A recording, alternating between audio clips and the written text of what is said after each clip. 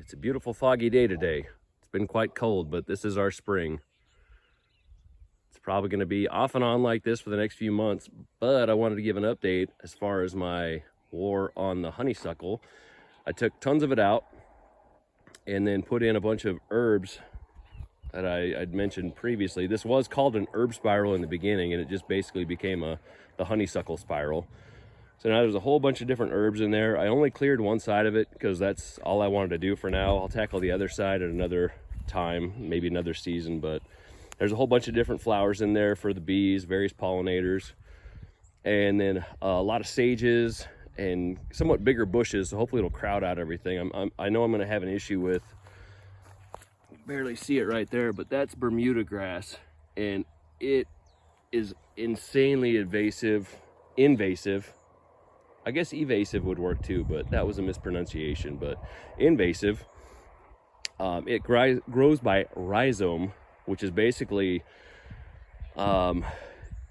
roots. It'll go to seed too, so it'll propagate from the seed and the root, which makes it really, really hard to get rid of. So the only way to do it is really by what I showed previously, that black plastic there. You're basically suffocating it of all its life support systems of light, and also getting it really, really hot. So that's my plan with that area. With this one though, I don't really mind having it in the area. I am gonna do in my pathways where it starts growing some cardboard just to smother it and keep it from trying to go out that way. But I really don't mind it too much in this area as long as I can keep it under control, because the bunnies will eat it. So if the bunnies are eating that, there's less of a chance they're gonna eat the other stuff that I don't want them to eat. So we'll see how that goes though. And then over here, strawberries are looking excellent. I've got some marigolds that I put in. We went to Armstrong's and bought tons of just flowers. And I actually ended up caving and bought a habanero because mine died in their seed starting process. But also got some new strawberries. So hopefully here in a couple months, this entire area will just be packed with flowers. And then a few of these are nice big bushes that'll stay for years just to provide coverage. And then everything is pretty much a pollinator. I try to get everything that'll flower.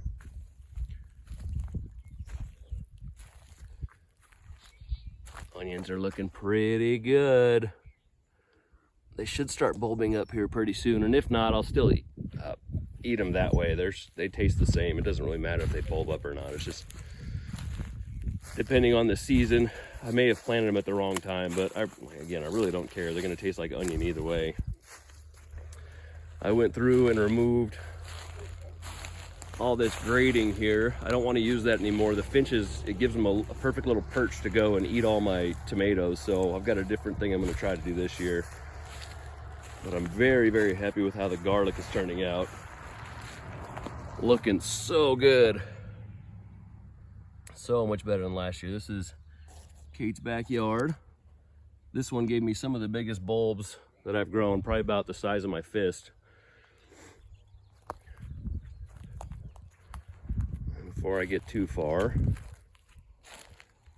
put in a bunch of flowers here too. So this is, as I'd mentioned previously, there's various areas in my garden that I just like to leave to let kind of become flowers. So I don't grow anything in here aside from stuff that may attract beneficial insects, and even bad insects. I really don't care, because when the bad insects are around, they attract the good ones. Mustard has gone to seed, as well as my Chantruda kale. It's just giant leaf kale.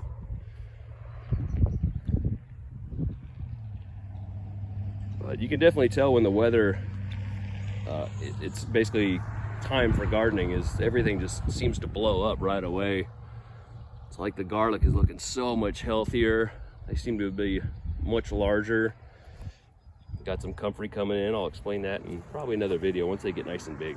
The bumblebees love them. I do have Swiss chard coming up in a couple areas here. And also managed to get some carrots to sprout, which I don't usually have any luck with carrots. But one of the most exciting things is the figs. This tree is absolutely loaded with figs. if I can get it into focus. Sorry, if my cameraman can get it into focus. Damn it, Lemmy. You're doing a good job though, man. I love you.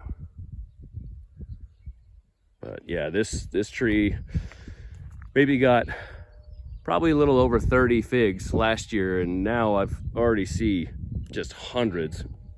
And this one I got maybe 5 figs from, and it's just completely loaded. So hopefully we have a really good harvest this year.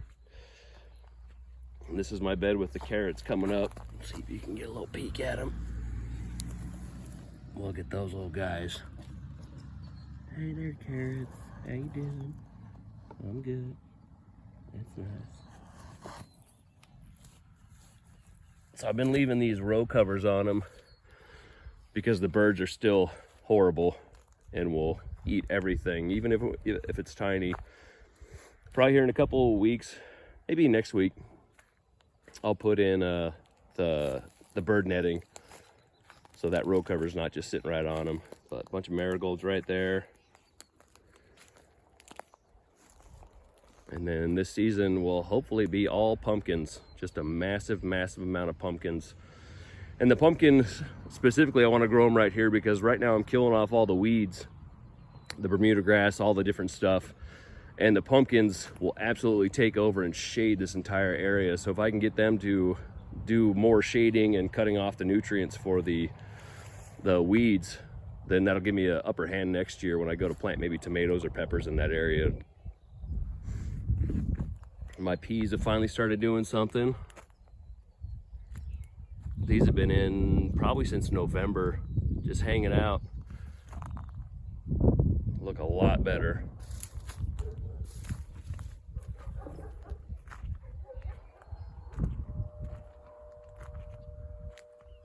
My cameraman's gotten so much better with this. Look at those. You can also eat these. They're delicious.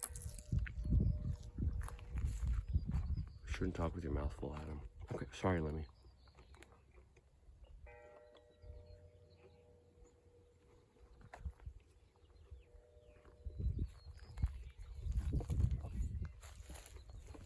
All right, so I think that's about it. Bye-bye.